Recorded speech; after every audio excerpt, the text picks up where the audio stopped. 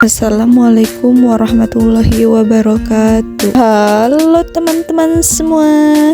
Perkenalkan, saya Larissa Maharani dari Prodi Teknik Informatika RA1 semester 5. Sini saya akan membahas mengenai materi cloud computing. Apa sih cloud computing itu? Cloud computing adalah metode yang digunakan untuk menyampaikan berbagai macam layanan melalui internet.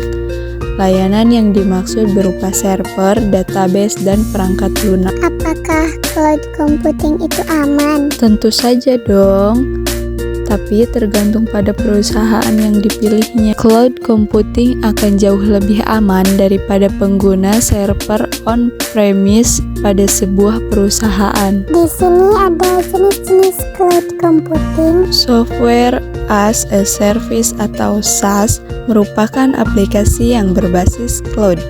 Di sini ada contoh aplikasi berbasis SaaS yang sering kita temui. Yang pertama ada Google Apps, Dropbox, Office 365, dan Canva. Infrastruktur as a Service atau LaaS adalah menyewakan komputer virtual yang dapat kamu kelola dan digunakan sesuai keinginan. Di sini ada contoh implementasi LaaS.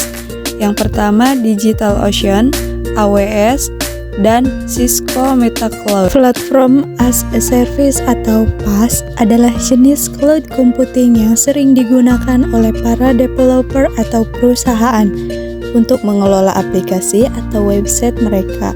Di sini ada contoh beberapa provider PaaS. Yang pertama ada AWS, yang kedua ada Microsoft Azure, yang ketiga Jelastic, dan yang keempat Dewa Cloud. Di sini ada penerapan cloud computing. Yang pertama, cloud storage. Cloud storage adalah layanan penyimpanan data yang disediakan melalui internet. Dalam dunia bisnis, cloud storage dapat membantu dan memudahkan akses data di berbagai perangkat dan mengurangi biaya untuk membeli. Yang kedua, ada email. Email adalah user yang dapat mengakses email dari mana saja dan kapan saja dengan bantuan layanan cloud computing. Yang ketiga ada media sosial.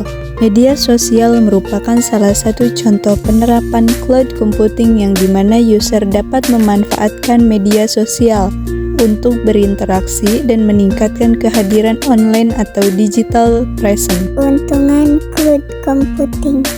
Pertama, sistem ini menawarkan sistem yang fleksibel dan biaya lebih rendah karena pengguna hanya membayar untuk sumber daya yang dipilih.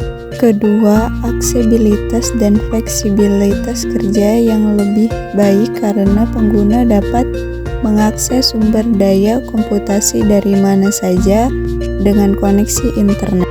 Ketiga, keamanan data yang lebih baik karena penyedia layanan umumnya sudah menggunakan sistem keamanan yang tereskripsi dengan baik serta adanya disaster recovery plan. Kekurangan cloud computing. Pertama, ketergantungan pada koneksi internet dalam proses pengolahan dan transfer jaringan data yang dibutuhkan internet agar stabil dan cepat. Kedua, keterbatasan bandwidth.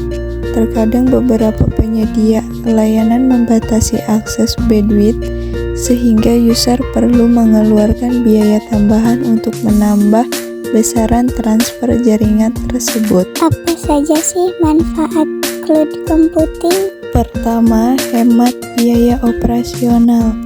Dengan begitu, perusahaan atau pengguna bisa lebih fokus pada perjalanan sistem mereka.